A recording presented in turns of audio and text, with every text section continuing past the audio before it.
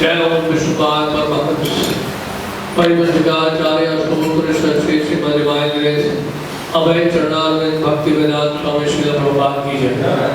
अनंत कोटि वैष्णव वृंद की जय। नमाचार्य श्री हरदास ठाकुर की जय। प्रेम से गो श्री कृष्ण चैतन्य प्रभु नित्यानंद श्री अद्वैत गदाधर शिवासादि गौर भक्तवृंद की जय। श्री श्री राधा कृष्ण गोपिनाथ श्याम कुंड राधा कुंड गिरी गोवर्धन की जय। गंगा माई की जय, यमुना माई की जय, वृंदा देवी तुलसी महारानी की जय, हरिनाम संकीर्तन की जय, सवेद भक्तवृंद की जय। All glories to the supreme devotee Hare Krishna. All glories to the supreme devotee Hare Krishna. All glories to Sri Guru and Om Namo Bhagavate Vasudevaya.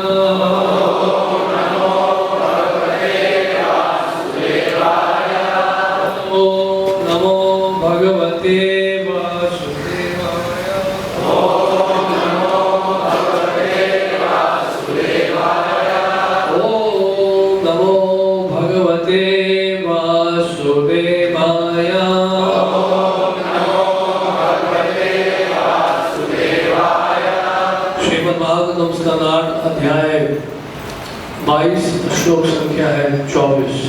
अध्याय का शीर्षक है बलि महाराज द्वारा आत्मसमर्पण। श्री भगवान उवाच ब्रह्मं अनुगृह्णामि तद्विषो विप्नोमि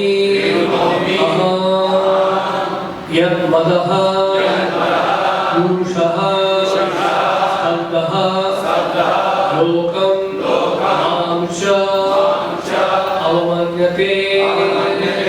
श्री भगवान उवाच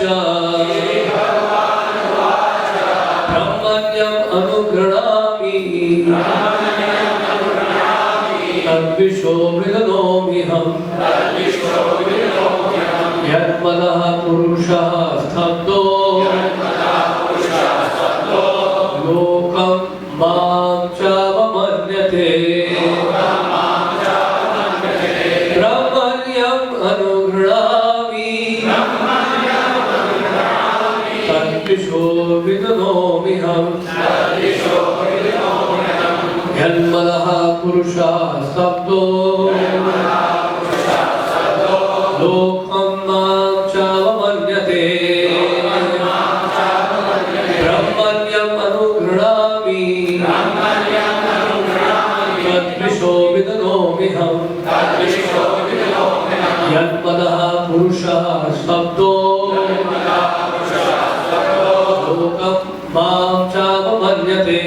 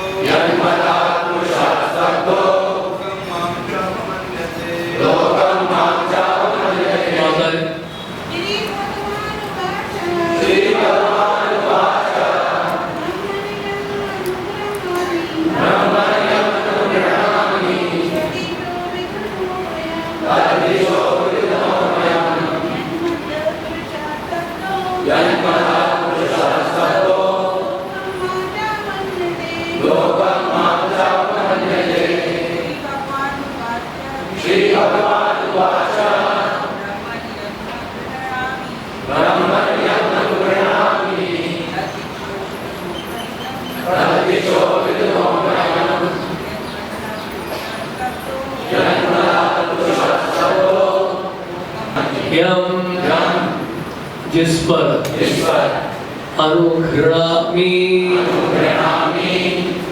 मैं दया करता हूँ तत् उसका विषः ऐश्वर्य विधुनोमि छीन लेता हूँ अहं मैं यत् मनः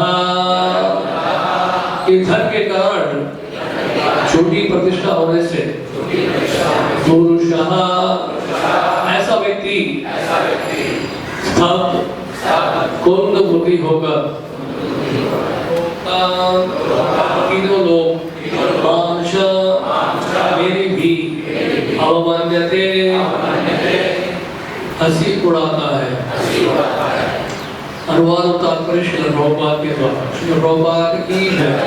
भगवान ने कहा, हे ब्रह्मा जी, ऐश्वर्य के कारण मूर्ख व्यक्ति मंद बुद्धि एवं पागल हो जाता है। पागल के दोहराए।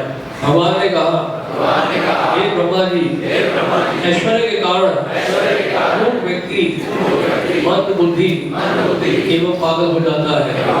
इस तरह तीनों लोकों में मैं किसी का सम्मान नहीं करता और मेरी सत्ता की भी अवहेलना करता है। ऐसे व्यक्ति की सर्वप्रथम सारी संपत्ति छीन कर मैं उस पर विशेष अनुग्रह प्रदर्शित करता हूँ। तात्पर्य सुनिए, दोहराइए मत। जो सभ्यता ऐश्वर्य में उन्नति के कारण ईश्वर विहीन हो गई है वह अत्यंत घातक होती है। ऐश्वर्य के कारण भौतिकवादी इतना घमंडी हो जाता है कि वह किसी का सम्मान नहीं करता और भगवान की भी सत्ता को नकारता है। ऐसी मनोवृत्ति का परिणाम निश्चित रूप से अत्यंत घातक होता है। विशेष अनुग्रह दिखलाने के लिए भगवान कभी कभी बलि महाराज जैसे व्यक्ति को उदाहरण बनाते हैं जो अपने समस्त वैभव से विहीन था। ओम अज्ञानतिमिरान्धस्य ज्ञानाञ्जनशलाकया चक्षुरुन्मीलितं येन तस्मै श्रीगुरवे नमः। श्रीचैतन्यमनोभीष्टं स्थापितं येन भूतले स्वयं रूपः कदा मह्यं ददाति स्वपदान्तिकं। वाञ्छाकल्पतरुभ्यश्च कृपा सिन्धुभ्य एव च पतितानां पावनेभ्यो वैष्णवेभ्यो नमो नमः। जय श्री कृष्ण चैतन्य प्रभु नित्यानंद श्री अद्वैत गदाधर श्रीवासादि गौर भक्तवृंद। हरे कृष्णा कृष्णा कृष्णा हरे हरे हरे राम राम राम हरे हरे।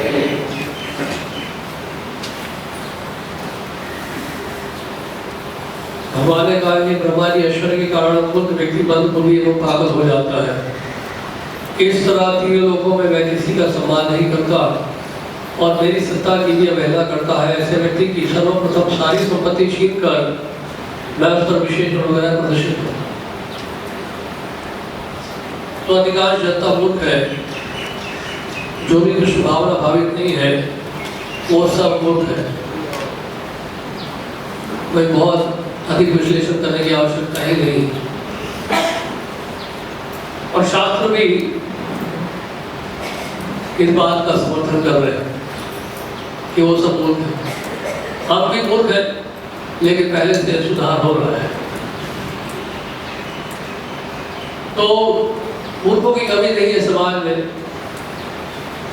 और हर मूर्ख व्यक्ति का एक ही उद्देश्य है जीवन का, वो क्या है? इंद्र तृप्ति करना, वही है उद्देश्य। प्रभुपाद जी ने 4 भाग बांटा है इस पूरे समाज को। वर्णाश्रम धर्म नहीं, वो भी है, लेकिन ये और 4 विभाग है। पहला विभाग है लेजी इंटेलिजेंट, दूसरा विभाग है बिजी इंटेलिजेंट, तीसरा विभाग है बिजी फूल, चौथा विभाग है busy intelligent. Lazy busy intelligent, lazy पहले बोल दिया, लेजी फूल बोल दिया हमने। पहले बोला लेजी इंटेलिजेंट, फिर हमने बोला लेजी फूल, फिर तीसरा हमने बोला बिजी फूल, चौथा हमने बोला बिजी, जो भी। तो लेजी इंटेलिजेंट का मतलब है भाव आप सब, उम्मीद तो यही की जाती है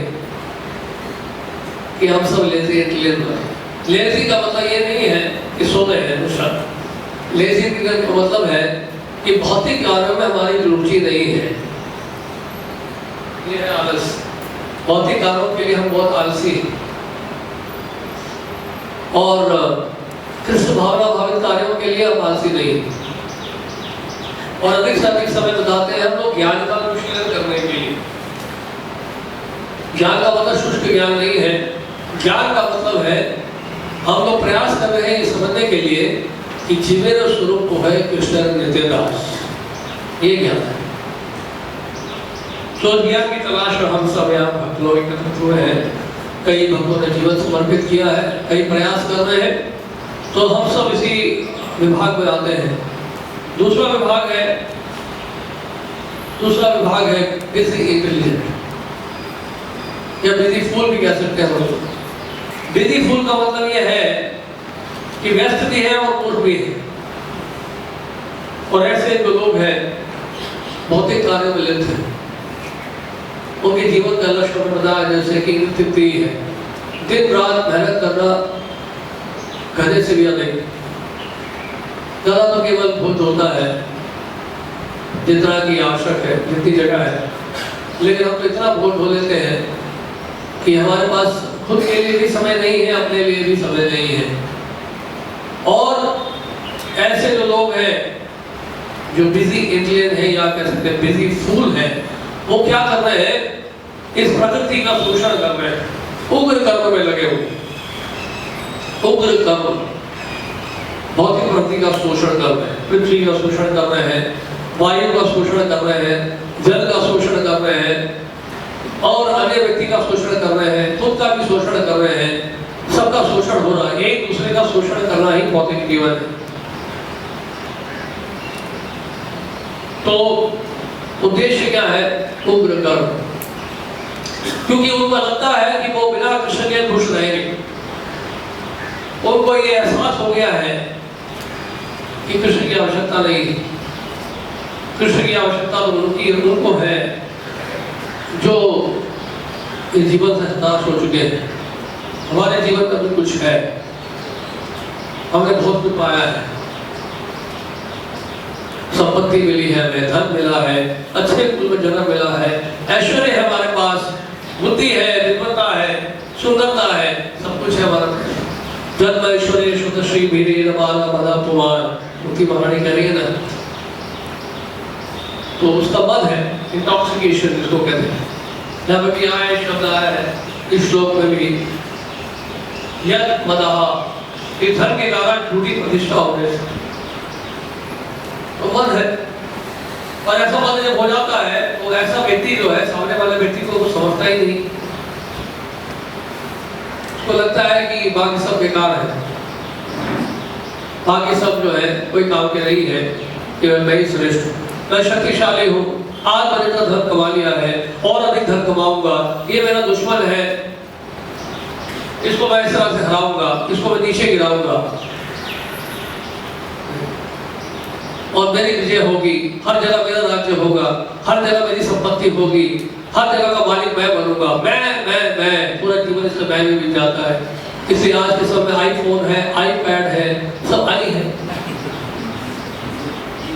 आई इसलिए है क्योंकि जापान में सर्च किया था और फोन कॉल्स में रिसर्च किया था कि सबसे अधिक शब्द का उपयोग करते हैं, कौन से शब्द का सबसे अधिक उपयोग होता है, और उन्हें पता लगा आई। मैंने शब्द का सबसे अधिक उपयोग किया देहात दिखेगा। इसलिए ऐसे लोगों को शिक्षा दी जाती। ठाकुर भक्तों ने लिखा है जैन धर्म में कि बद्ध जीव को जो है 84 लाख योनियों में भेजा जाता है, और इस प्रोसेस को कहते हैं ईटिंग एंड हैमरिंग प्रोसेस। दबाना और जोर जोर से मारना। जो सोना होता है उसको शुद्ध अगर करना है तो दो प्रोसेस है। जो भी ज्वेलर है, आप ज्वेलर है, आपकी ज्वेलरी की दुकान है, तो आप जानते हैं कि गोल्ड मर्चेंट जो है वो जानते हैं कि सोने को कैसे शुद्ध किया जाता है। खूब उसको मारा जाता है, उसको दबाया जाता है, तो ऐसा करने से वो सोना जो है और अधिक शुद्ध होगा, राइट। तो इसी तरह से जो बद्ध जीव है उनको 84 लाख योनियों में भेजा जाता है तपाने के लिए और गर्म करने के लिए। हीटिंग एंड हैमरिंग प्रोसेस के द्वारा उनको शुद्ध किया जाता है बद्ध जीवात्मा है। तो ऐसे शुद्ध होते होते हम लोग यहाँ पहुंचे हैं अंतर्राष्ट्रीय श्री कृष्ण भावना अमृतसर, और जो नहीं पहुंचे हैं उनको अभी भी दबाया जाता है, खूब लता जा रहा है। जब दूत आते हैं पापियों को लेने के लिए तो बहुत बुरी हालत होती होगी। हमने सुना था एक प्रवचन में, उस प्रवचन में बताया गया था कि इस तरह से अगर कोई रास्ते में यमराज जी के यमलोक में जाने से पहले यमदूत जब ले जा रहे होते हैं रेगिस्तान से गुजरते हुए, कहीं पानी नहीं होता है, कोई पेड़ नहीं, कोई पानी नहीं, गरम गरम हवा और रेती भी एकदम गरम गरम लू चल रही होती है। और ऐसे में अगर वो पापी व्यक्ति पानी मांगता है, जितना वो मांगता है उसको उतना मारा जाता है। जितनी बार मांगेगा, अच्छा इसको पानी पिलाओ, इसको प्यास लगी है, तो दो यमदूत मिलकर खूब मारते हैं उसको। जितना वो डिमांड करेगा उतनी पिटाई होती है। और बैतरणी नदी से लेके जाते हैं। वो बैतरणी नदी खूब से लथपथ होती है, उसमें हड्डी, मांस, मज्जा, वीर्य, बाल, केश सब गिरे होते हैं बस। और ऐसे नदी में उसको डुबोया जाता है। लो डूबो, निकालो बाहर, फिर डुबो, फिर निकालो, फिर डुबो। जितना वो बचने की इच्छा करता है, जितना बोलता है बचाओ बचाओ मुझे बाहर निकालो, और उसकी पिटाई होती है और खूब मारते उसको यमदूत मारते। यमराज जी तक तो पहुंचे ही नहीं अभी तक। यमराज जी के पास पहुंचने में क्या हो सोच के देखिए, रास्ते में इतनी पिटाई हो। तो कहने का मतलब है कि बहुत कष्ट सहन करना पड़ता है। इंद्र तिथि का परिणाम जो है बड़ा भयानक होता है। पाप करना है कर लो, कोई रुकेगा नहीं। नशा करना है कर लो, अवैध संबंध रखना है रख लो, जुआ खेलना है खेल लो, मीट खाना है खा लो, कोई नहीं मना करेगा। और आप सोचेंगे भी कि हाँ देखो कुछ तो नहीं हुआ मेरे साथ, मैं तो रोज ही खा रहा हूँ। नहीं, हम तो रोज आते हैं किसी रेस्टोरेंट में जाके हम नॉनवेज खाते हैं, हमारे साथ तो कुछ नहीं हुआ। तो दिखाई नहीं दे रहा उस अंधे व्यक्ति को, उस पागल व्यक्ति को, मूर्ख व्यक्ति को भविष्य नहीं दिखाई दे रहा है उसको, अज्ञानता के कारण। लेकिन जब उसका जब परिणाम उसको भुगतना पड़ेगा तो वो परिणाम जो है प्रचंड रूप में आएगा, और ऐसी हालत होगी उसकी कि नानी भी आप नहीं आएगी उसको।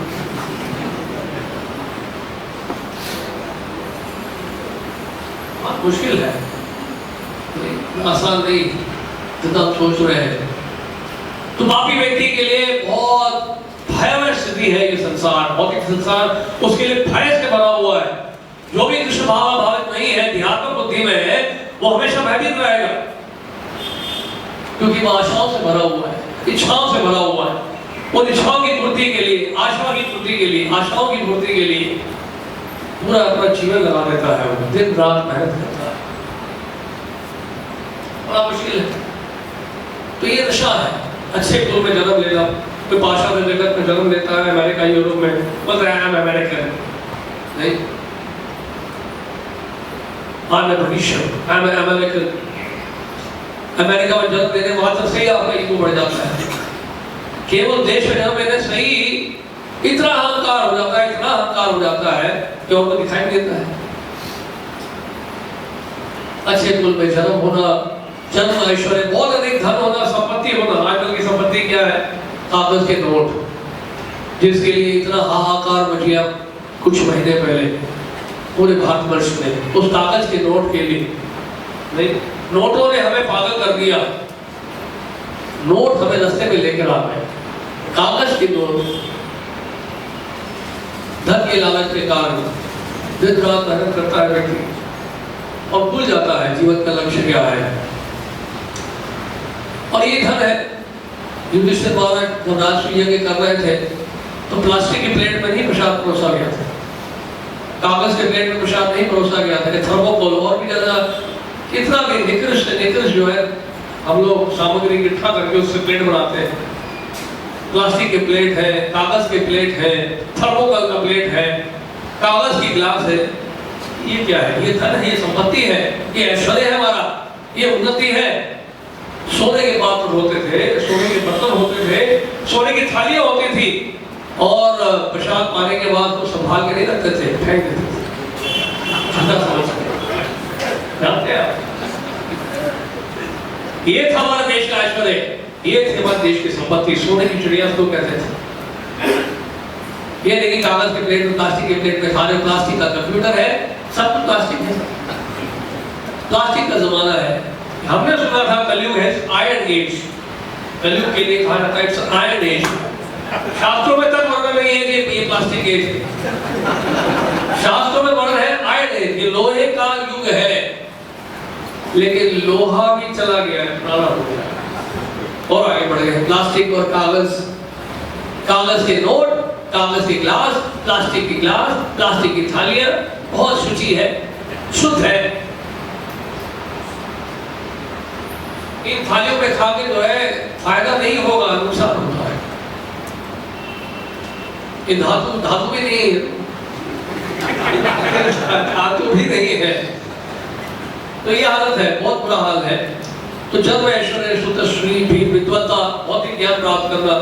आईआईटी में कोई खुशी ज्ञान बोलता है, मैं आईआईटी अभी एडमिशन ही लिया है और आईआईटी होके क्या करने वाले ड्रग्स ले रहे।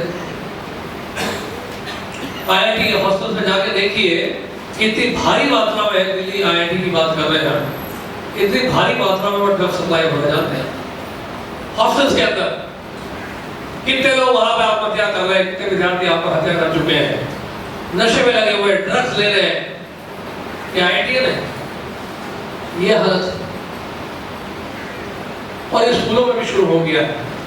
हम बताया कि करोड़ में से हम वहां पे जगह के लिए तलाश कर रहे हैं ताकि प्रचार हो सके। तो वहां बताया कि एमटीसी वालों ने कि वहां पे जहां पे हनुमान मंदिर है उसके नजदीक ही वहां पे बहुत अधिक मात्रा में ड्रग्स सप्लाई होता है युवाओं के लिए। आज भी, आज शाम को जाकर देख लीजिए, ड्रग्स सप्लाई होता है। सबसे अधिक ड्रग एडिक्ट्स हैं, कहा जाते हैं पूरे भारतवर्ष में, दिल्ली विश्वविद्यालय में। दिल्ली विश्वविद्यालय में सबसे अधिक जो है ड्रग एडिक्ट्स। हमने कहा सुना था एक बार, हम जब गए थे कॉलेज में गए थे, उसका नाम याद नहीं आ रहा मुझे, शायद किरोड़ी में कॉलेज था, रामदास कॉलेज के, रामदास कॉलेज, वो सब एक ही लाइन में है समझ लीजिए।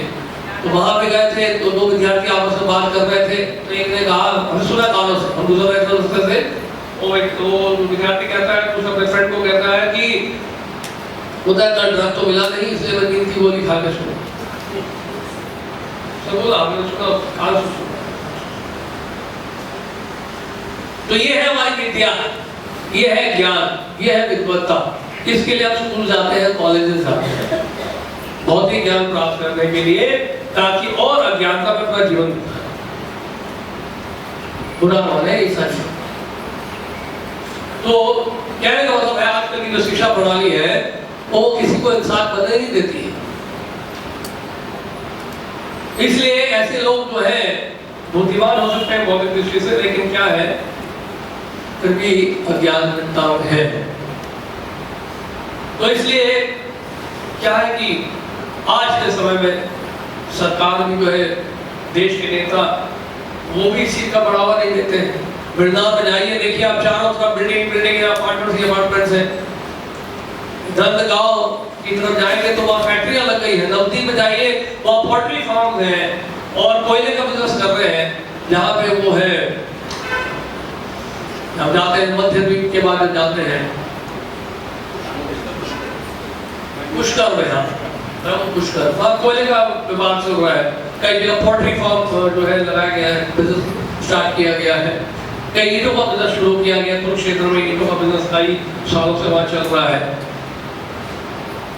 तो देश के नेता और वो भी बढ़ावा नहीं दे रहे हैं स्पिरिचुअलिज्म। लोग चाह रहे हैं कि धाम जो है सारे लुप्त हो जाए, जल्द से जल्द बड़ी बड़ी बिल्डिंगें बने, इमारतें हो, बैंक्वेट हॉल हो, पीवीआर हो, मॉल हो। ये वृंदावन है, मन है कहाँ?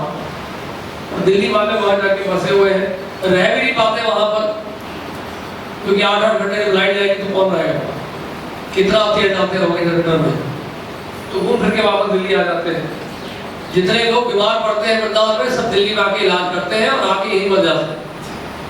सोच के जाते हैं कि धाम पास होगा और धाम में शरीर छोड़ेंगे। जैसे ही बीमार पड़ते हैं वो सब वृंदावन से वापस दिल्ली आते हैं इलाज के लिए, यही मर जाते हैं वापस जाने को। ऐसे बहुत सारे केसेस हैं। और वो जितने फ्लैट है वृंदावन में लगभग सारे खाली पड़े हैं, बना के छोड़ दिए। भजन किसी से होता नहीं है, सब धोखा है। खुद को धोखा दे रहे, भजन करेंगे जा, क्या भजन करोगे आप? इतने आलीशान फ्लैट बना के, मकान बना के भजन होगा आपसे? क्या भजन? भोजन भी नहीं कर पाते, हमसे नहीं कर पाते, हमारे समय की बर्बादी है, वापस आ जाते हैं। एक प्रभुपाद जी को स्टोरी सुनाते, कथा सुनाते हैं। एक बहुत बड़ा व्यापारी था, उसने क्या किया, सारा धन जो है अपने परिवार वालों को दे दिया, अपने रिश्तेदारों को दे दिया और आगे वृंदावन धाम में रहते भजन कर दिया। प्रभुपाद ने कहा ये है फल को यार, क्योंकि उसने धन जो है अपने घर वालों को क्यों दिया, दूसरों को क्यों नहीं दिया? ये प्रश्न होता है। तो इस तरह से लोग अपना समय खराब कर रहे हैं। वृंदावन धाम लुप्त हो रहा है। हरिद्वार जाइए, अंडे बेचे जा रहे हैं, वहां पर जगह जगह पे अंडे मिलेंगे आपको। गंगा जी जहाँ बह रही है, भगवान के चरणों से निकल रही है गंगा जी, हरिद्वार में दिखाई देती है, दर्शन मिलता है वहां जाकर, गंगा स्नान करने जा रहे हैं। और लोगों ने वहां श्राद्ध का व्यापार बनाया हुआ है, जगह जगह अंडे बेच रहे हैं, प्याज बेच रहे हैं। ये छठी करा में देखिए, छठी करा शुरू होते ही वहां पे दिखेगा देशी शराब की दुकान, भांग की दुकान। तो यह है धामवास। तो ऐसा क्या लाभ बताइए? इसलिए जो है व्यक्ति जो है, इसलिए प्रकृति के द्वारा कष्ट दिया जाता है। तो भगवान जो है प्रकृति के द्वारा ऐसे लोगों को कष्ट देते हैं, कष्ट में डालते हैं, बीमारियां लगती हैं। यमराज जी जो है निर्धारित करते हैं पहले से ही कि किसने क्या पाप किया है और क्या ये बनेगा अगले जन्म, और क्या बीमारी लगेगी उसको। हर बीमारी के पीछे एक पाप होता है, गरुड़ पुराण में दिया है। कोई भी बीमारी हमें हो रही है, उसके पीछे हमने कोई पाप किया होगा पिछले जन्म में। ये पाप करेंगे तो ये बीमारी लगेगी, ये पाप करेंगे तो ये बीमारी लगेगी। लिस्ट है, बहुत लंबा लिस्ट है। कोई बच नहीं सकता है यमराज जी के सजा से। बहुत भयानक दंड मिलता है यमराज जी के द्वारा। जनक महाराज एक बार बैकुंठ जा रहे थे, तो रस्ते पर सोचा कि पहले हम नर्क लोक का दर्शन करते हुए जाएं। नर्क के बेचारे कई पापी जीव जो है कष्ट पा रहे हैं। जनक महाराज के आंखों में आंसू आ गए। उन्होंने कहा कि महाराज जी क्या है, मैं क्या देख रहा हूँ, इतना कष्ट दिया जा रहा है किसी जीव को, क्या किया इसने? तो यमराज जी बोलते हैं आप जानना चाहते हैं, इसे अवैध संबंध रखा था, क्या होगा इसका भविष्य में? अगले जन्म में ये हिजड़ा बनेगा, नहीं अगले जन्म में ये हिजड़ा बनेगा, उसके अगले जन्म में सूअर बनेगा। पहले से निर्धारित कर लिए यमराज ने सब कुछ। इतनी भयावह स्थिति है। यमराज जी के कहने पर जनक महाराज के आंखों में आंसू आ रहे हैं। इन सबका उद्धार कैसे होगा? ये नर्क पर जो सड़ रहे हैं, कष्ट पा रहे हैं, यमराज जी कहते हैं कि आपके मुख से अगर राम नाम का उच्चारण सुन ले, शुद्ध नाम का उच्चारण सुन ले, तो इनका उद्धार हो सकता है। वहां जनक महाराज जो है राम नाम का कीर्तन करते हैं और जितने भी नरकवासी होते हैं सब मुक्त हो जाते हैं।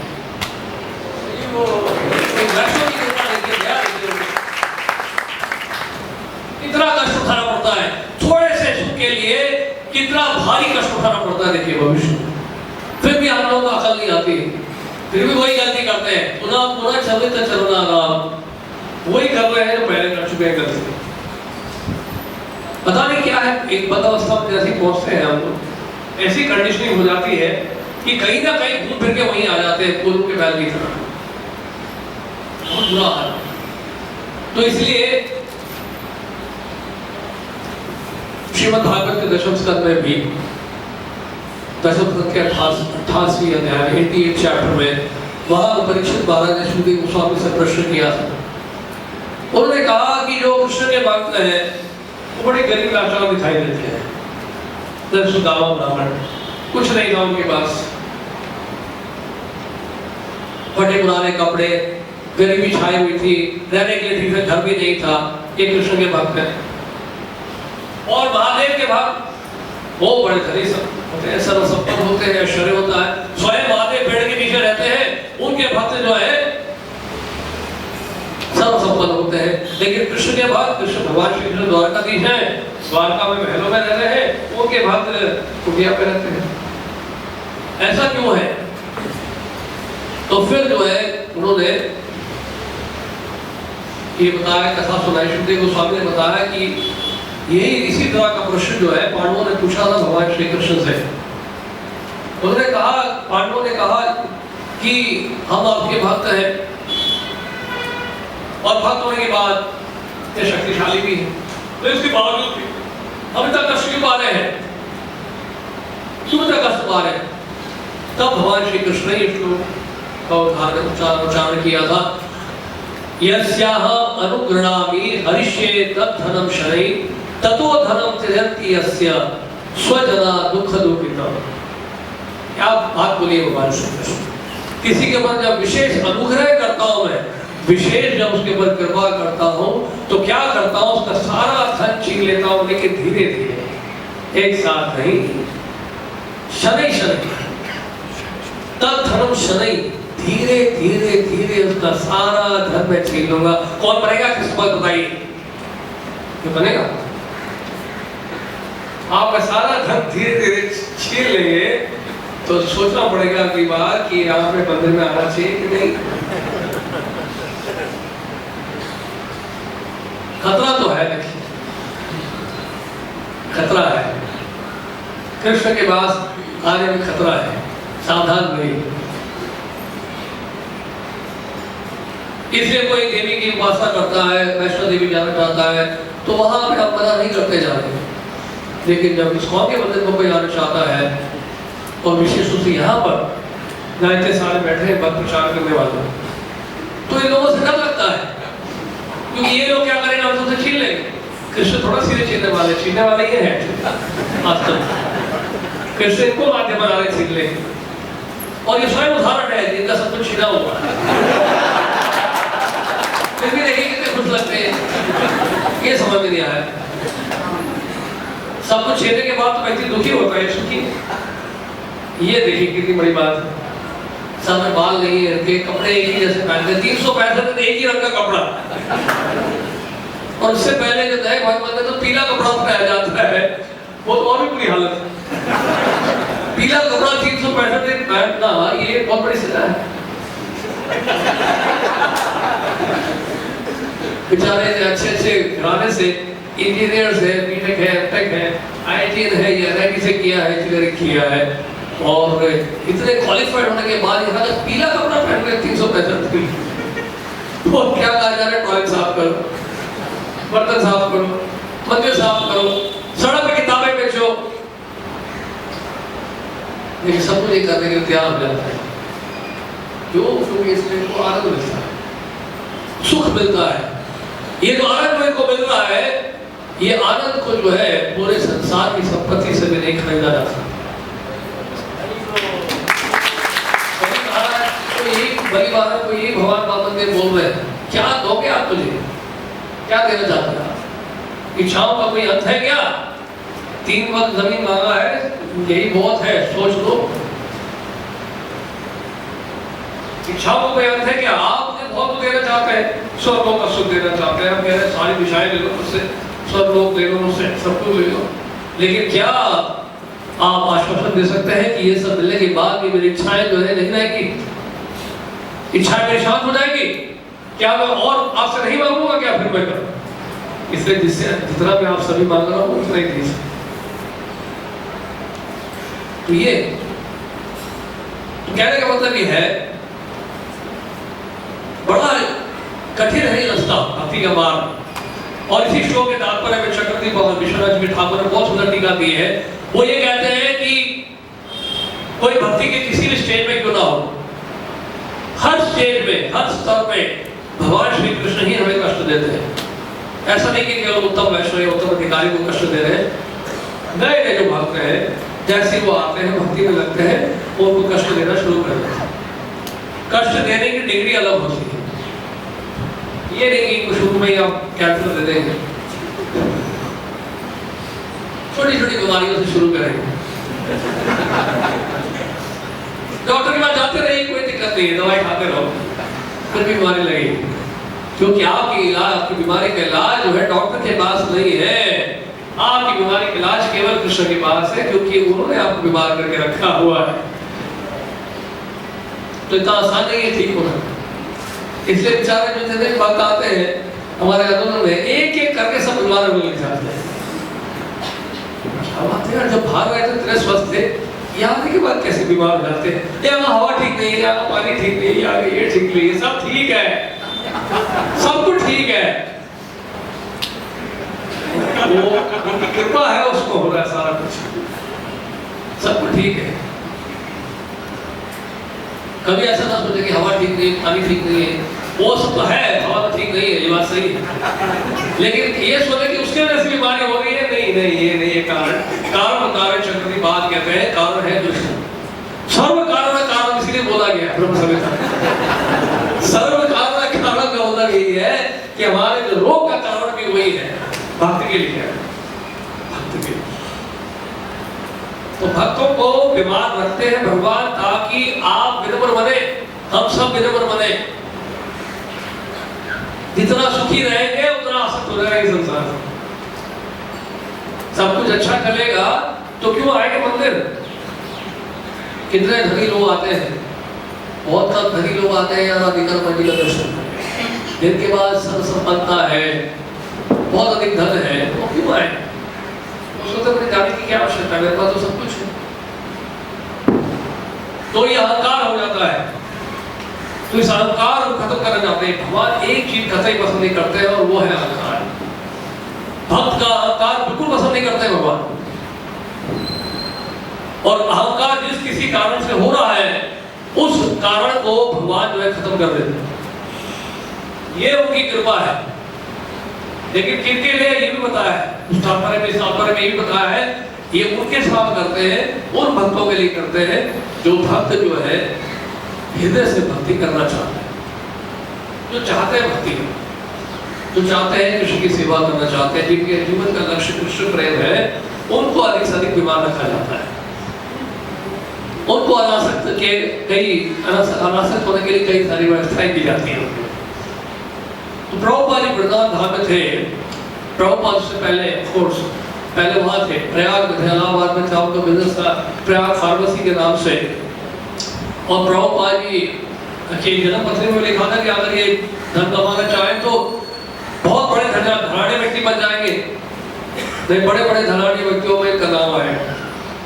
प्रभुपाद जी का बिजनेस बहुत एक्सपैंड हो रहा था, काफी धन आने लगा, और प्रभुपाद सक्सेसफुल हो रहे थे बिजनेस में।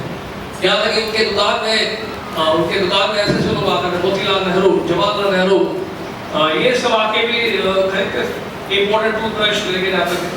प्रभुपाद ने कन्वर्सेशन में कहा है कि ये लोग हमेशा भारत करते रहते हैं, लेकिन जब भी मेरी दुकान में आते हैं तो उनको सब कुछ इम्पोर्टेंट चाहिए, विदेशी चाहिए, विदेशी दवाई चाहिए और टूथब्रश भी विदेशी चाहिए।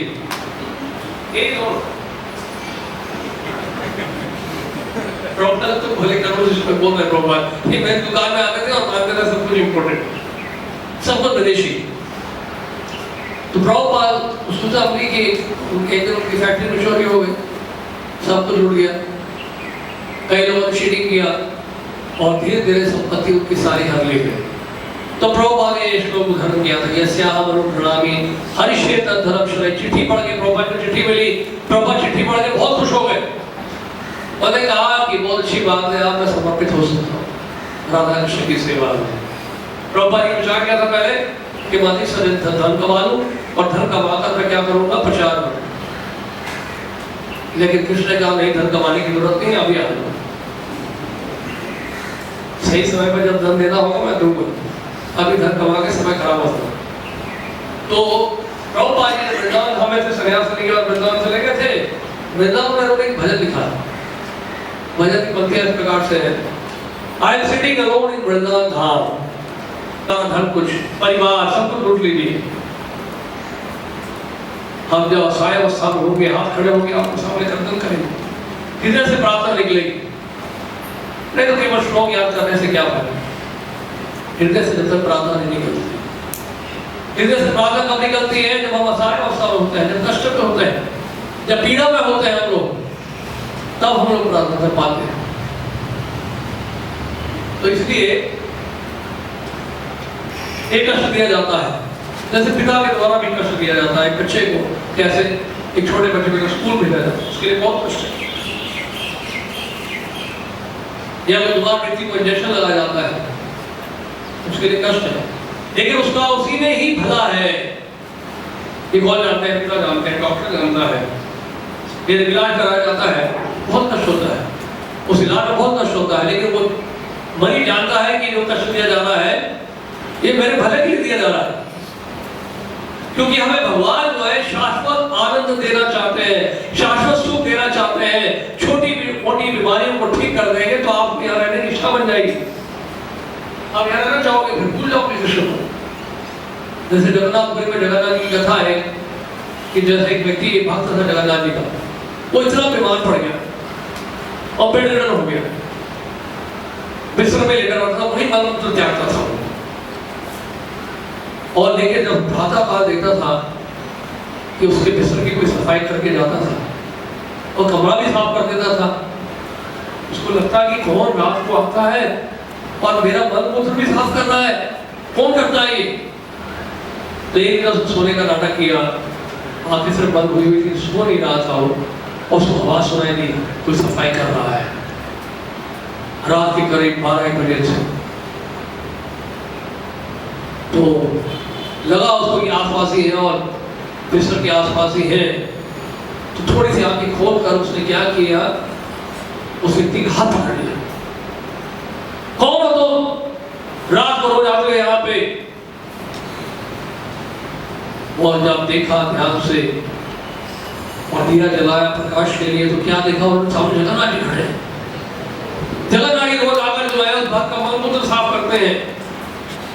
तो जगन्नाथ जी से भक्त कहता है, जगन्नाथ जी आप चाहते हैं कि मैं ना पे जाऊं, आप मेरा मल मूत्र साफ कर रहे हैं, इससे अच्छा मुझे ठीक ही कर दीजिए, वो ज्यादा अच्छा नहीं होगा, आप मुझे ठीक कर दो, ये मल मूत्र आप साफ करेंगे जगन्नाथ जी तो क्या होगा, मेरा मुझे न जाना पड़ेगा।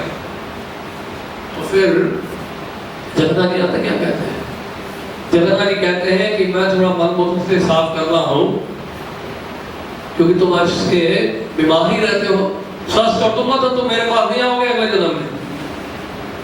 स्वस्थ में 2 क्षण में, 1 क्षण में कर दो तुम्हें स्वस्थ, भागे दौड़ने लग जाओगे, फिर प्राणायाम करने लग जाओगे, फिर महाप्रसाद में खूब पाओगे मेरा, लेंगे फिर अगला जन्म लेना पड़ेगा। सोचो अगर अभी कष्ट पालोगे जो मैं तुम्हें दे रहा हूं तो निश्चित रूप से तुम अगले जन्म में मेरे पास आने वाले हैं। ये है कृपा, ये है विशेष कृपा जगन्नाथ जी। ऐसे जगह जाए, ऐसे धाम में जाए, कोई बीमारी नहीं है, या कोई कष्ट नहीं, तो ये एहसास दिलाने के लिए कि ये शरीर नश्वर है, ये संसार नश्वर है और इस संसार में केवल दुख है, ये दुखालय है, इस बात की अनुभूति कराने के लिए भगवान जो है कष्ट में रखते हैं और सब कुछ हमसे धीरे धीरे छीन लेते हैं। हमारे साक्षात्कार के अनुसार सबसे सब कुछ नहीं छीनते भगवान। ये भक्ति का स्तर देखा जाता है। उस भक्त का स्तर क्या ऐसा नहीं कि छीन ले भाग जाए माया में चला जाओ, नहीं, इतना नहीं छीनेंगे कि आप कृष्ण को छोड़ के वापस माया में चले जाए। तो आपका लेवल देखकर आपसे छीनेंगे, आपकी भक्ति को देखकर आपसे छीनेंगे। तो इससे क्या होता है, हम समर्पित होते हैं, और जैसे समर्पित होते जाएंगे हमारी श्रद्धा भी बढ़ती जाएगी, और सब समझ में आएगा धीरे धीरे ये करने वाले कृष्ण हैं, देने वाले कृष्ण हैं, और लेने वाले भी कृष्ण हैं।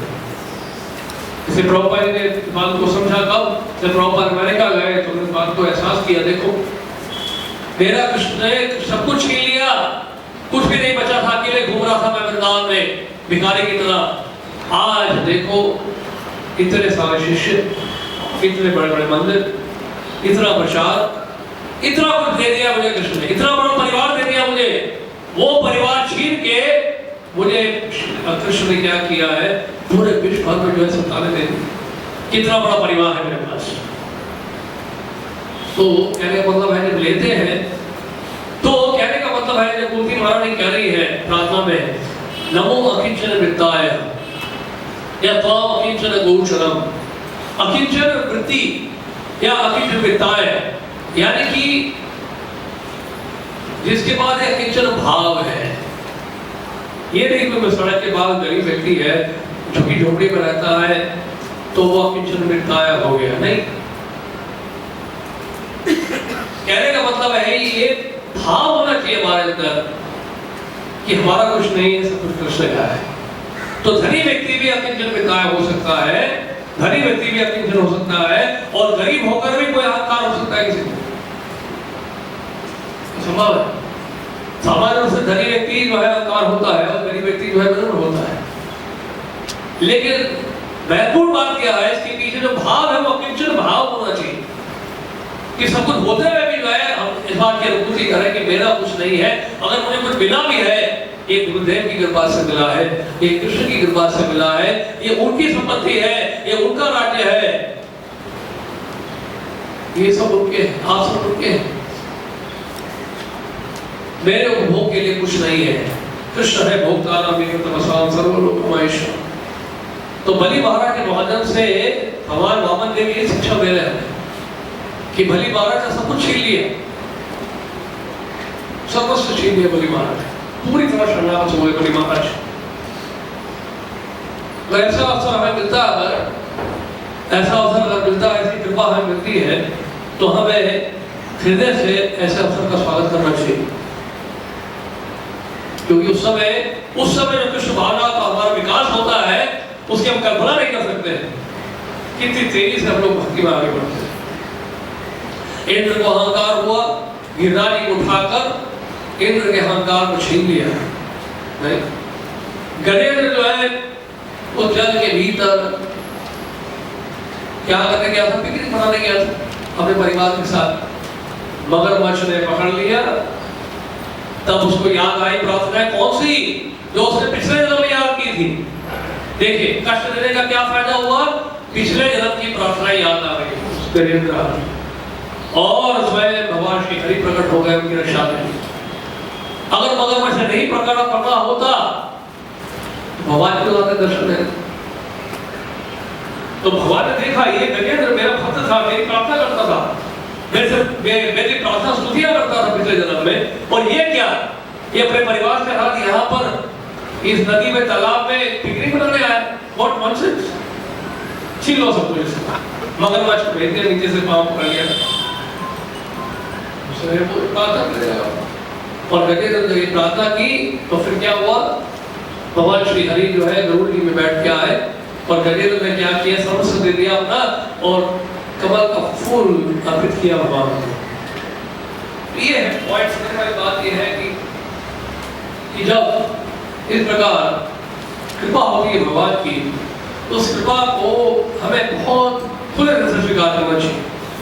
नल कुंवर बड़ी गरीब कुबेर के मित्र है, नारद जी आए, नारद जी ने देखा कि क्या हो रहा है, कुबेर इतने बड़े देवता है, महादेव शिव जी के मित्र है, भक्त है ओके, और ये क्या कर रहे हैं यहाँ पे, ये आप मंदाकिनी नदी में जो है नग्न स्नान कर रहे हैं अवस्थाओं के साथ।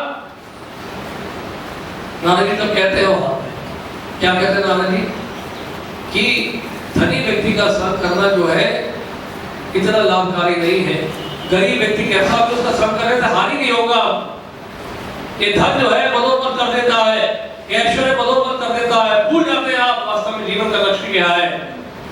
सब लोग में इतना भोग के लिए इतनी सामग्री भोगेश्वरी प्रसक्तान दया प्रत्यचेतसा व्यवसायी का बुद्धि समाधान विद्यते। व्यवसायी की बुद्धि नहीं कर पाते हैं सब लोग। इतना ऐश्वर्य भावनानंद कारण है, सब लोग की अप्सराएं हैं, नहीं दुर्गंध नहीं आता शरीर से, और जो भी आप आते हैं खाते हैं वो सब खून बदल जाता है। शौच की आवश्यकता नहीं है, कोई वहां पे स्वच्छ अभियान नहीं है सब लोग में, ऐसी स्वच्छ है वहां पे सब कुछ। पुष्प की माला कभी मुरझाती नहीं है, और हजारों हजारों वर्षों तक आप इतनी स्थिति में लगे रहेंगे, विशेष पर रोग लगता नहीं है। और अगर कोई आक्रमण भी करता है असुर, आप घायल भी हो जाते हैं तो तुरंत वहां पे अश्विनी कुमार है, वहां के वैद्य तुरंत आपको ठीक कर देंगे उसी समय। फर्स्ट क्लास अरेंजमेंट है, इतनी सुविधाएं है कि आप क्यों याद करेंगे भगवान को बताइए। वहां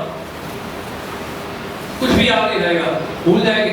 ये लो आपकी थैली, ये लो आपकी माला, मुझे कुछ याद नहीं है। सब दे देंगे आप, सब उसको दे देंगे माया को। भजन नहीं हो पाए, बहुत मुश्किल है। तो अब सब लोग इसके नारद जी जैसे देव ऋषि, नारद मुनि या फिर दुर्वासा मुनि या ऐसे जो ऋषि मुनि आते हैं और शाप के माध्यम से शिक्षा देते हैं, क्योंकि कर्म मुनि तो है नहीं, वो तो भोग योनि है, देवता की योनि, पशु योनि और देवता की योनि भोग योनि है। तो इसलिए वो कर्मबंधन है नहीं, इसलिए वहां शाप दिया जाता है, शाप देने से सुधारा जाता है। तो वहां देव ऋषि नारद आए, शाप दिया उनको मणि देव को। ये क्या ऐसे गए यहाँ पे खड़े हुए, शर्म नहीं आती तुम दोनों, कुबेर के पुत्र हो और निर्लज हो गया, स्नान कर रहे हो, जाओ पेड़ बन जाओ। लेकिन नारद जी ने जो शाप दिया वो उनकी कृपा थी, छीन लिया उनको, उनका स्वर्ग लोक का सुख छीन लिया नारद जी ने। लेकिन उनको कहाँ मिला स्थान? नंद महाराज के घर पे अर्जुन वृक्ष के रूप में 36,000 साल के लिए खड़े हैं, 100 दिव्य वर्षों के लिए खड़े रहे नंद महाराज के घर। और वहां पे भगवान कृष्ण ने दर्शन दिया था उनको, उस वृक्ष को गिराया था वृक्षों को। तो वहां पे टीकाकार लिखते हैं कि भगवान ने कहा नल और मणिगिरी को कहा कि ये मत सोचना कि तुम्हारे भजन के प्रताप से मैं यहाँ दर्शन दे रहा हूँ। मैं दर्शन दे रहा हूँ इसलिए क्योंकि नारद जी ने वचन दिया है। नारद जी ने कहा मौका मिला, स्वर्ग लोक में जाकर वो अब जाके भजन कर रहे हैं, वहां से फिर धाम गए। जी गोस्वामी लिखते हैं गोपाल चंद्र। तो भगवान छीनते हैं, बहुत कुछ छीन लेते हैं हमारा, और छीनने के बाद जब वो देते हैं वो उनकी कृपा होती है, और उस कृपा का लाभ उठा लेंगे हम लोग। अगर हम लगे रहेंगे, टिके रहेंगे उस कृपा को कृपा समझ के, तो निश्चित रूप से हमें भगवान की प्रेम सेवा प्राप्त होगी। इसे ऐसी परिस्थिति में घबराना नहीं चाहिए जब कष्ट आते हैं, विशेष रूप से भक्तों को। उस समय हमें अन्य भक्तों का सहारा लेके, साधु शास्त्र का सहारा लेके ये केंद्र प्रकार में भक्ति में टिके रहना है। बहुत सारी अड़चने आएंगी, मन की समस्या बहुत होगी, मन की समस्या बहुत सारी होती है। क्योंकि क्या होता है कि कई बार हम जब भक्ति करते हैं और प्रचार करते हैं तो हमारे यश फैलता है, तो वो भी एक आसक्ति है। कृष्ण देखते आए भक्त बड़ा यशस्वी हो रहा है, अहंकार बढ़ गया इसका दिन ब दिन, अपने आप पता नहीं क्या सोच रहा है जो नहीं है, तो इसको मैं जैसे लाइन में डालना चाहिए।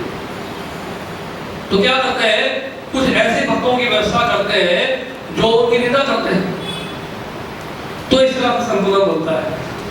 ऐसे वातावरण में फिर हमें कृष्ण भेजते हैं जहां पे कुछ बुराई करने वाले भी होते हैं हमारी, और तारीफ करने वाले भी होते हैं, तो बैलेंस बना रहता है। तो एक समय एक जगह जाके हमें बहुत प्रशंसा सुनने को मिलता है, और जैसे जब आते हैं दूसरी जगह पे खूब बुराई सुनने को मिलता है। तो ये क्या हो रहा है? मैंने तो अपने बारे में बहुत कुछ सोचा था, ये सारा उतार दिया मेरा अहंकार। इसलिए भक्त जब हमारी बुराई करते हैं ये उनकी कृपा है, क्योंकि वो भक्त जो है हमारे असली मित्र है जो हमारी बुराई कर रहे हैं, क्योंकि वो हमारी जो हमारा जो अहंकार है, हमारा जो घमंड है, उसको छीन रहे हैं। वो नहीं जो हमारी प्रशंसा कर रहे हैं और वो प्रशंसा करके हमें जो है गुब्बारे की तरह फुला देते हैं और हम सोचते हैं कि वास्तव में जो कह रहे हैं वही हूं मैं। सोचते हैं ना, ये लोग जो मेरी प्रशंसा कर रहे हैं ये वास्तव में मेरी पहचान है।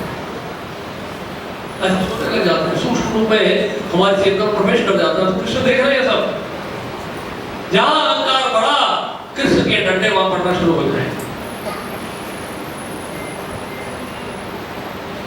क्योंकि हमारी वास्तविकता नहीं है, वो वास्तविकता है नहीं। आप देखिए जैसे भगवान गीता में कहा प्रकृति क्रियमाणानि गुणे कर्माणि सानुषः अहंकार गुण आत्मा कर्तामिति मन्यते। प्रकृति के द्वारा हम लोग नियंत्रित हैं। एक एक शरीर का अंग जो है हमारा नियंत्रित है किसी न किसी देवता के द्वारा। आप हाथ भी नहीं उठा सकते अपने आप, ये इसके पीछे भी एक देवता है। चल भी नहीं सकते हैं, उसके पीछे भी एक देवता है। पलकों को झपका भी नहीं सकते, पलकों के लिए भी देवता है। पलकों को खोलने के लिए, बंद करने के लिए देवता है। पल की टिकी रहता है कि आपकी ऐसे हो जाएंगे, हाथ ऐसे हो जाएंगे, कुछ नहीं कर पाएंगे। और एहसास होता है, बीमारियां लगती हैं, किसी को लकवा मार जाता है, वो हाथ नहीं उठा पाता। जैसे बताया था मोहम्मद अली क्या कहता था, आई एम द ग्रेटेस्ट बोलता था ना, बोलता था आई एम द ग्रेटेस्ट, लेकिन आखिर में उसको पार्किंसन की बीमारी हुई तो वो कभी नहीं उठा पाता था। तो उसका एहसास हुआ, उसने बोला कि आखिर समय बोला उसने कि I am not the greatest, सब बोला I am not the greatest. तो कृष्ण की कृपा जब होती है, उस कृपा को हमें स्वीकार करना चाहिए उस समय। जैसे कि भागवत में लिखा, पतंजलि की कथा में लिखा है कि जो नेत्र है, इन नेत्रों के द्वारा देख कब पाते हैं हम? सूर्य के प्रकाश के कारण। हमारी देखने की शक्ति जो है वो सूर्य के प्रकाश के ऊपर निर्भर है। तो हम पूरी तरह से निर्भर है प्रकृति के ऊपर इस शरीर के द्वारा कार्य करने के लिए। इच्छा हम कर सकते हैं, लेकिन इच्छाओं की पूर्ति के लिए जब कर्म किए जाने होते हैं तो वो कर पाते हैं हम लोग ये देवताओं के कारण। और देवता जो है वो देवता गण भगवान के अधीन है। तो जहां कृपा हो जाती है वहां पर असंभव कार्य भी संभव हो जाता है। तो इसलिए हमें हमेशा भगवान के कृपा के ऊपर निर्भर रहना चाहिए। कृपा होगी तो फिर कोई भी कार्य जो है संभव नहीं। एक आपको कथा बताते हैं, बहुत बढ़िया। प्रभुपाद जी के शिष्य है प्रभु, जानते हो, जर्मनी से है। तो एक बार जर्मनी में थे और एक बहुत बड़े फिलोसोफर थे, हिनिगर। उनका नाम बिल्कुल वैसे था जैसे कि एल्बर्ट आइंस्टाइन का फिजिक्स में। तो प्रभुपाद समय श्याम सुंदर प्रभु हाइगरी प्रभु से उनके साथ कन्वर्सेशन कर रहे थे वेस्टर्न फिलॉसफीज को लेकर। एक बुक भी पब्लिश हुई थी, डायलेक्टिक स्पिरिचुअलिज्म, जिसमें वेस्टर्न फिलोसफर्स के साथ डिस्कस किया, उसके बारे में डिस्कस किया प्रभुपाद। तो प्रभुपाद ने बोला कि ये हिनिगर फिलोसोफर है, मैं इनसे मिलना चाहता हूँ। तो प्रभु और पता चला कि प्रभुपाद मिलना चाहते हैं, लेकिन वो रहते थे 600 किलोमीटर दूर जर्मनी से। तो प्रिंसिपल गए वहां पे, 600 किलोमीटर दूर से रहते थे वहां पे। उनके घर गए, उनकी वाइफ ने दरवाजा खोला, उन्होंने देखा कि ये मौत के पेश में है। वो डर के देखकर कि कहां से है, कौन है आप। उन्होंने कहा आप डरिए मत, उन्होंने कहा कि माता जी आप डरिए मत, आई एम मॉम और मैं आपके पति देव हिनिगर से मिले। उन्होंने कहा है तो घर में, लेकिन अभी उनकी उनका समाज ठीक नहीं, ऊपर है, फर्स्ट फ्लोर में बेड रिडन है। ऊपर मिलने गए, 6 महीने के लगातार वो कोमा, 6 मंथ्स ऐसे करता है। प्रभुपाद की कृपा देखिए। अब जब प्रभुपाद की कृपा हो जाती है तो फिर ऐसे व्यक्ति जो बिल्कुल ही भक्त नहीं था कभी, ऐसा व्यक्ति भी जो है उसके ऊपर भी कृष्ण की कृपा हो जाती है। देखिए, एक भगवत गीता लेके गए थे साथ में, और भगवत गीता उन्होंने दिखाई, वो आगे छाती में रखा भगवत गीता को, उसकी छाती में रखा, आंखें बंद थी उसकी, उसने छाती में रखा, उसने आंखें खोली। 6 महीने के बाद उस व्यक्ति ने आंखें खोली और आंखें खोलकर उसने गीता को पकड़ा सका Bhagavad Gita Bhagavad Gita Bhagavad Gita, I know this book, I know this book, I know this book, 3 बार उसने कहा। उसके बाद से उसने आंखें बंद कर ली और कुछ ही दिनों के बाद वो शरीर छोड़ा। 6 महीने तक उस व्यक्ति ने आंखें नहीं खोली थी, उसको कोमा हो गया, कोमा में चला गया था वो। प्रभुपाद की गीता जब रखी गई छाती में तो उसकी आंखें खुल गई और उसने पहचान लिया भगवत गीता है। ये होती है कृष्ण की कृपा। सब कुछ छीन लिया भगवान ने उस व्यक्ति का, लेकिन जहां शुद्ध भक्त ने याद किया उस व्यक्ति को, केवल याद करने मात्र से, प्रभुपाद ने केवल याद किया उस व्यक्ति को, याद करने मात्र से कृष्ण की कृपा होती है। ये है शुद्ध भक्त का प्रभाव, ये है शुद्ध भक्त की कृपा। इसलिए कहने का मतलब ये है हमारा, अगर हम जीवन भर समर्पित भावना से कष्टों को सहते हुए अगर सेवा में लगे रहेंगे, आप देखेंगे क्या होगा चंद्र, आप देखेंगे अंतिम समय में भगवान को याद करें। शायद रामाचार्य ने पूछा था, उन्होंने पूछा था किसी से कि आप मद्रास से पूछ के बताइए मुझे कि क्या मैं उनका स्मरण अंतिम समय में कर पाऊंगा। तो उन्होंने भगवान से पूछा, तो भगवान ने कहा कि उनको मुझे याद करने की आवश्यकता नहीं है, मैं उनको याद करूंगा। क्या मतलब हुआ है कि मैं उनको याद करूंगा। कहने का मतलब यह है कि अगर कष्ट में जीवन बीत भी गया और जीवन के अंतकाल में बहुत कष्ट पा रहे हैं, क्योंकि अगर अपने जीवन पर भक्ति की है, भगवान ने जैसे कि नानक कुरुक्षेत्र बोल रहे हैं, मुकुंद माधव सूत्र में बोल रहे हैं, क्या बोल रहे हैं, कृष्ण त्वदीय पद पंकज पंचनातम अद्वैत में विशदो मानस राज हंसा प्राण प्रयाण समये कपवाट पित्तई कट्ठा अवरोधो विधो स्मरणम कुतस्ते। जीवन के अंतकाल में कंठ जो है कपवाट फिर से भर जाएगा, उस समय मैं कैसा उसका स्मरण कर पाऊंगा, बहुत मुश्किल है। मेरी ये प्रार्थना है कि मेरा ये मन हंसरूपी मन जो है, इसको आप अभी इसी समय अपने चरण कमलों में जकड़ लीजिए। नानक कुरुक्षेत्र प्रार्थना। तो वायु पुराण में या अग्नि पुराण में श्लोक आता है, उसमें लिखा है, जिसने जीवन भर मेरी भक्ति की है, श्रवण कीर्तन किया है, सेवा की है, जीवन के अंतकाल में उसका कंठ कपवात फिर से भर जाता है, वो उच्चारण नहीं कर पाता है मेरे नामों का, तो चिंता की कोई आवश्यकता नहीं है, मैं उसको शक्ति प्रदान करूंगा जिसके द्वारा वो मेरा स्मरण करता है। इसका उत्तर दिया कृष्ण भक्ति कभी बेकार नहीं जाएगी, व्यर्थ नहीं जाएगी। ये मत सोचिए भगवान हमारा छीन लेंगे सब कुछ, छीनते भगवान है तो देते बहुत कुछ है, इतना छीनेंगे तो इतना दे देंगे आप, तो उनको छीनने दीजिए, वो हरि है, उनका नाम ही हरि है, हर लेते हैं सब कुछ, हरने दीजिए। नहीं, श्रीमती राधारानी कौन है जानते हैं? श्रीमती राधारानी है जो कृष्ण के मन को भी हर लेती है, इसलिए हरे कृष्णा बोलते हैं। हरे कृष्णा का मतलब एक अर्थ ये भी है, जो राधारानी वो राधारानी जो कृष्ण के मन को हर लेती है। तो ये हरने का काम आध्यात्मिक जगत में चलता है, और कृष्ण इसलिए हरि है, वो हरेंगे, तो उनको करने दीजिए वो अपना काम, और हमें समर्पित भाव से जो है इस बात को स्वीकार करना होगा, जिस तरह से बलि महाराज ने स्वीकार किया है, तब हमारे मनुष्य जीवन जो है सफल होता है। हरे कृष्ण। कोई प्रश्न?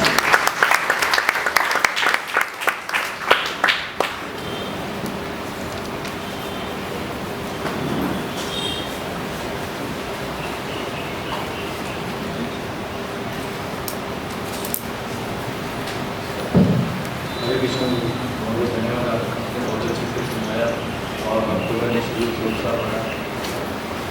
क्योंकि कई बार क्या होता है कि जब नए लोगों को प्रीच करते हैं तो वो भगवान की इस कृपा को अपने मेडलिस्टिक डिज़ायर पूरा करने के लिए तो एक उसके मेडलिस्टिक डिज़ायर पूरी हो तो उसको कृपा मानते हैं कि भाई कोई बीमार चल रहा है, मैं भक्ति करने लगा मैं ठीक हो जाऊँ, कोई गरीबी में है तो मुझे पैसे मिले, तो उसको फिर कैसे लोग ऐसा सोचते हैं कि गरीबी को ठीक किया जाता है तो वो कृपा है, और नौकरी नहीं थी नौकरी मिल गई वो कृपा है, शादी नहीं हुई थी शादी हो गई ये कृपा है, ये सबको कृपा मानते हैं समाज में।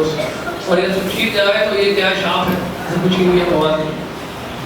तो ये बिल्कुल वैसे ही है कि आपको डायबिटीज है और कोई आपको बोले ज्यादा डायबिटीज होता है, बिल्कुल वैसे ही। तो जिन लोगों को धन चाहिए तो धन मिल रहा है, बिल्कुल वैसे ही है कि जिस तरह से डायबिटिक पेशेंट को गुलाब जामुन खिलाना, ले लो, कृपा है। गुलाब जामुन तो स्वाद ही होगा, स्वादिष्ट तो लगेगा ही जब खाएंगे उसको, जीवा में रखेंगे तो टेस्टी तो लगेगा, लेकिन अंदर जाके वो आपके लिए जहर है। इसलिए जो मूर्ख लोग हैं उनके पास समझ में नहीं आएगी। समझाना पड़ेगा भक्तों को कि आप मूर्ख हो, गुलाब जामुन खा रहे हो, मत खाओ, करेला खाओ, हम देंगे आपको सस्ते दाम में देंगे। करेला भक्त करेला देते हैं, गुलाब जामुन दे रहे हो, इससे और बीमार पड़ जाओगे। आओ हमारे मंदिर में, आपको करेले की सब्जी खिलाएंगे। ये ऐसे दवा आपके लिए, और साथ में इंजेक्शन भी लगाएंगे महामंत्र का। ये औषधि है, ये औषधि है, ये डाइट है। डाइट है करेला और औषधि है हरिनाम, दोनों मिलेगा आपके स्वाद मंदिर में। ठीक है, तो और बहुत कुछ करेंगे, वो बाद में बताएंगे।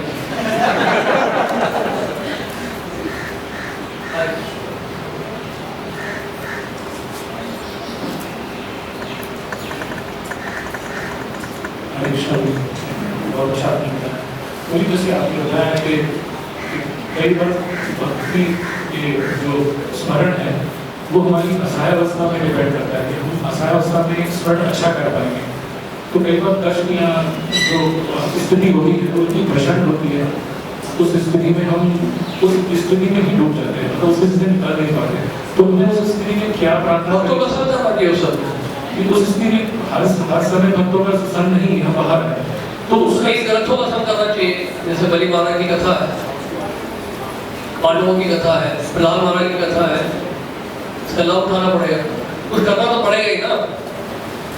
अगर आप बीमार हैं, आप बोलेंगे मैं इतना बीमार हूँ कि मैं इलाज नहीं कर सकता, ऐसा होता है कभी? बहुत अधिक बीमार है तो आपको फिर ले जाएंगे उसमें क्या कहते हैं, पलंग में लिटा के और बांध के आपको और एम्बुलेंस में लेके जाएंगे। इलाज तो करना ही पड़ेगा। मैं उठ नहीं सकता बिस्तर से, इस समय थोड़ा इलाज नहीं होगा। दो चार लोग पकड़ के उनको लेके जाएंगे, जैसे पापी व्यक्ति को जमून लेके जाते हैं, ऐसे दो चार लोग पकड़ के अस्पताल लेके जाएंगे। इलाज तो करना ही पड़ेगा ना, और दवा खा सकता दवाई खा, इलाज तो करना ही पड़ेगा। तो इसी तरह से जब ऐसी अवस्था में होते हैं तो हमें सहारा लेना पड़ेगा किसी न किसी बात का। ऐसा नहीं कह सकते कि नहीं हो सकता है, फिर तो बीमारी रहेगी। ठीक है, बीमारी में बीमारी हो,